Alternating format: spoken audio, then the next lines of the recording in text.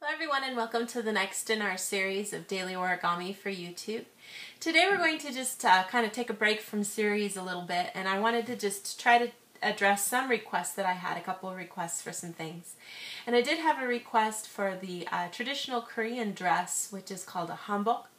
And for this particular origami, you want to have a couple of sheets of paper. Traditionally, the bottom skirt section of the hanbok is usually red. It's a very festive and very colorful and beautiful dress, so you can really have a lot of fun with colors. Traditionally, I notice though a lot of times the colors are more solid. The patterns aren't very often seen. If there's any patterns in the design of the dress, it's usually in a slight accent or bordering along the top part of the dress. So you want to have the bottom part here, and then we'll also have for the top area, I'll use an accent color like yellow.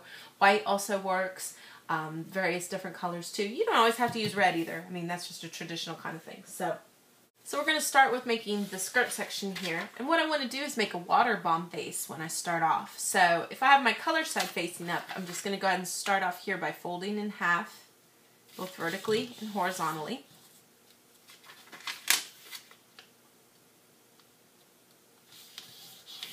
And then I'm going to take the white side and then fold my diagonal creases here, making a big triangle. And I'll do that for both sides here.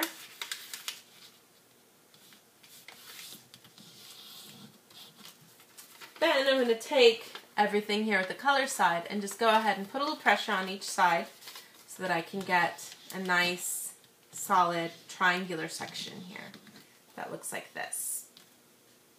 Now the next thing I'm going to do is take this outer top edge and roll it down to the bottom here, right into the center, keeping the edge even with the center. And I'll do the same thing from the left side too. So get something that looks like this. Good creases there. Now I'm going to flip everything over really quick and take these little tail-like things that you see down here at the bottom, fold them straight up against that edge and create a really good crease there. And then I'm going to tuck these little leg things away. So if I open up in the center here, I just want to tuck them inside so that I can't see them anymore in there. So once I've got those little parts tucked up underneath there, I'm going to look at this triangular section here. I'm going to turn it around so the peak is pointing down, just to make it a little easier to understand here. I'm going to take the left side and fold it down so that this edge stays connected, so like so. And I'll know to fold far enough when I kind of get to that part there in the back. I can get that going here. And I'll do this side too. And once you get those two parts folded over, it kind of looks like a diamond now. I'm going to open these up and I'm going to just do a reverse crease. So I'm just going to reverse fold, excuse me. I'm going to open everything up and get that tucked inside so that it's not in my way. Make sure those guys don't pop out when you do this. I'll do this one too. So you should have a nice kind of shaped section here that'll serve sort of as the skirt or the dress section of the hanbok. So this is from the front, and you've got the nice pleat sections that you'd see on that. So I'm just going to put that to the side then.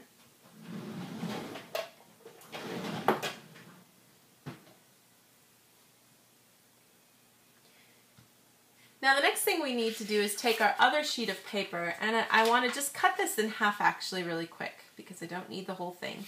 And there will be more scissors and glue later, so if you are a person that does not like scissors or glue, you're going to want to probably stop now before you get too far into it. I should have told you that before, I apologize. But what we're going to do then is just cut this in half.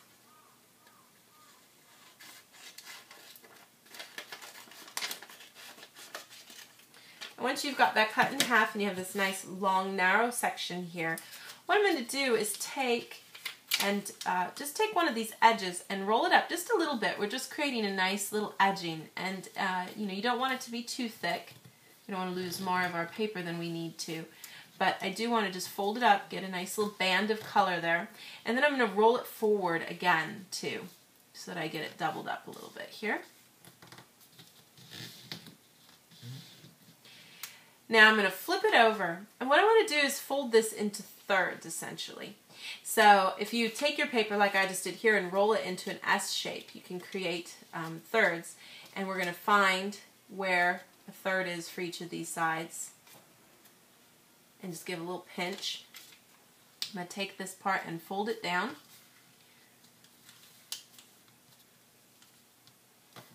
Get a really good crease that runs along there.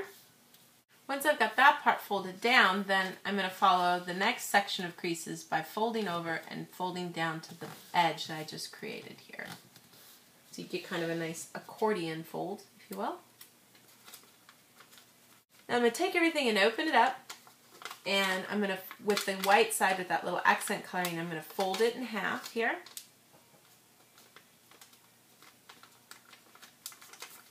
Get a good crease. After folding it in half, I've got my creased edge here and my two open edges on the side. I'm going to take my scissors and this first set of creases that you see here, I'm just going to cut along that and leave about 1 centimeter on the side there. Open it up, and then I'm going to turn everything over too, so you have a nice solid section of color here. Now I'm going to take this and kind of just line it up a little bit shy of the top. You can almost imagine that it's right where that collar is creased in the back there. I'm just going to take everything here and fold it over. And I want to create enough space here so that I can create a nice collar section in the top area there. And you can kind of play around with an angle that you like there. But then I'm going to fold the same distance then this way too, so that we get equal parts.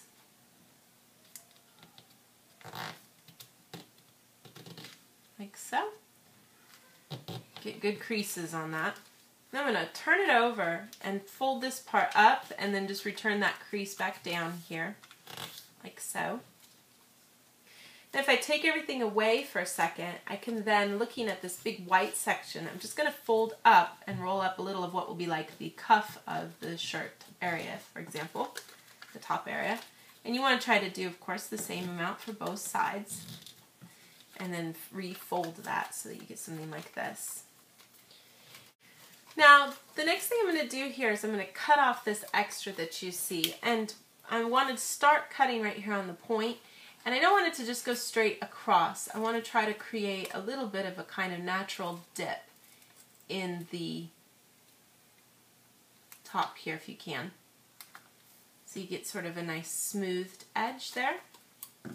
And then I'm just going to use a little bit of glue really quick and make sure that I get this sealed off before I do anything else. So I'm just going to make sure that these parts stay closed if I can. So put a little bit of glue on this part and push it over. And then make sure here too that I get a little bit of glue so that these stay over to the side like they need to. And then I'm also going to take and open everything and put some glue in here so that it can stay nice and secured. This will just help prevent it from popping open. If you don't want to use this much glue, you don't have to. You can choose not to do that part. And then as a little last accent, I'm just going to smooth out the sleeves by starting from the middle and just bringing them out at a really slight angle here, like so.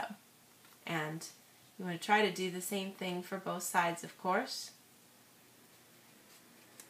But you should get something then that looks a little bit like this. So then you can take, we've got that part completed. I'm just going to put a little bit of glue on the top part of the skirt.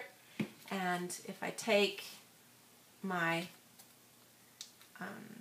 parts that you see at the top before all that glue sets, you can go ahead and just stick this in here so that you can get a nice little finished edge.